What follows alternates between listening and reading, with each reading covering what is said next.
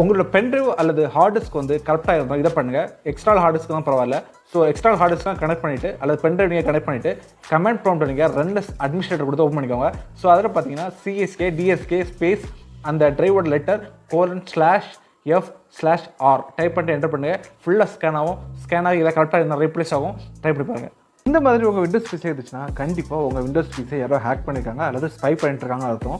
So இதை வந்து நீங்கள் ரிமூவ் பண்ணிக்கோங்க. ஸோ அதை ரிமூவ் பண்ணுறதுக்கு ஃபர்ஸ்ட் நீங்கள் ரன் கமெண்ட் ஓப்பன் பண்ணுங்கள். அதில் இந்த கமெண்ட் டைப் பண்ணுங்கள். ஓகே கிளிக் பண்ணுங்கள். ஒரு விண்டோ ஓப்பன் ஆகும். இதில் அட்மினிஸ்ட்ரேட்டர் எக்ஸ்ட்ரா எந்த யூஸர் இருந்தாலும் செக் பண்ணிக்கோங்க. அன்னோன்னா உங்களுக்கு தெரியாத ஏதாவது யூஸர் இதில் ஆட் ஆயிருந்ததுன்னா அதை கிளிக் பண்ணி கீழே ரிமூவ் இருக்கும். கிளிக் பண்ணி ரிமூவ் பண்ணிக்கோங்க. யாராவது உங்கள் பிசியை ஹேக் பண்ணியிருந்தாலோ ஸ்பை பண்ணாலோ இந்த மாதிரி பண்ணிங்கன்னா கண்டிப்பாக அதை வந்து தவிர்த்துக்கலாம். உங்கள் பிசியோட டெம்பரேச்சர் வந்து ஃபைண்ட் அவுட் பண்ணுறதுக்கு சின்ன டிப்ஸ் பார்க்க போகிறோம். ஃபர்ஸ்ட் என்ன பண்ணுங்கன்னா கோர் டெம்ப் ஆப்பை வந்து டவுன்லோட் பண்ணி இன்ஸ்டால் பண்ணிக்கோங்க. இப்போ டேஷ் பாரில் நீங்கள் கிளிக் பண்ணி பார்த்தீங்கன்னா உங்கள் பிசியோட டெம்பரேச்சர் நீங்கள் வந்து பார்த்துக்கலாம். ஸோ ட்ரை பண்ணி பாருங்கள்.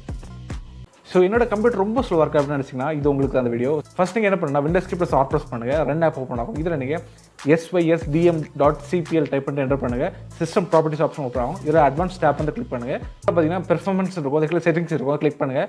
ஸோ இது adjust for best performance select பண்ணிக்கோங்க. கீழே உள்ள செக் பாக்ஸில் நீங்கள் smooth edges of screen fonts இதை நீங்கள் செலக்ட் பண்ணிக்கோங்க. இப்போ நீங்கள் அப்ளை அண்ட் ஓகே கொடுத்து ஃபினிஷ் பண்ணிக்கோங்க. இப்போ ட்ரை பண்ணி பாருங்கள். கண்டிப்பாக உங்கள் சிஸ்டம் வந்து ஸ்பீடப்பாக இருக்கும். உங்கள் விண்டோஸ் பிசியில் கூகுள் க்ரோம் யூஸ் பண்ணுறீங்கன்னா இந்த ஷார்ட்கட் ரொம்ப யூஸ்ஃபுல்லாக இருக்கும். நீங்கள் கூகுள் க்ரோம் யூஸ் பண்ணும்போது நிறைய டேப் வந்து ஓப்பன் பண்ணுவீங்க.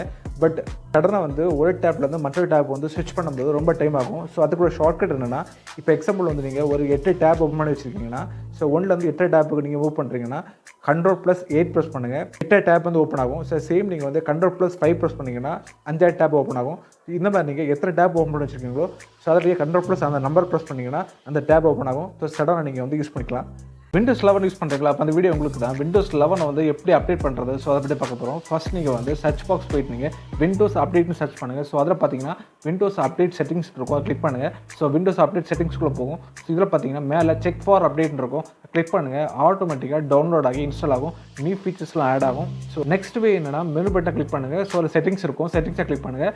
செட்டிங்ஸில் மேலே பார்த்தீங்கன்னா விண்டோஸ் அப்டேட் இருக்கும். அதை கிளிக் பண்ணுங்கள். ஸோ இப்போ சேம் வே நீங்கள் வந்து செக் ஃபார் அப்டேட் கொடுத்து நீங்கள் அப்டேட் பண்ணிக்கலாம். இப்போ மோர் இன்ஃபர்மேஷனுக்கு என்னோட சேனல் நீங்கள் சப்ஸ்கிரைப் பண்ணிக்கோங்க. மறக்காமல் ஃபாலோ பண்ணிக்கோங்க. விண்டோஸ் 11 உங்களுக்கு பிடிச்ச ஃபோட்டோ வந்து பேக்ரவுண்டில் எப்படி செட் பண்ணுறது, ஸோ அதை எப்படி பார்க்க போகிறோம். ஃபர்ஸ்ட் நீங்கள் என்ன பண்ணுங்கன்னா செட்டிங்ஸ் போய்க்கோங்க.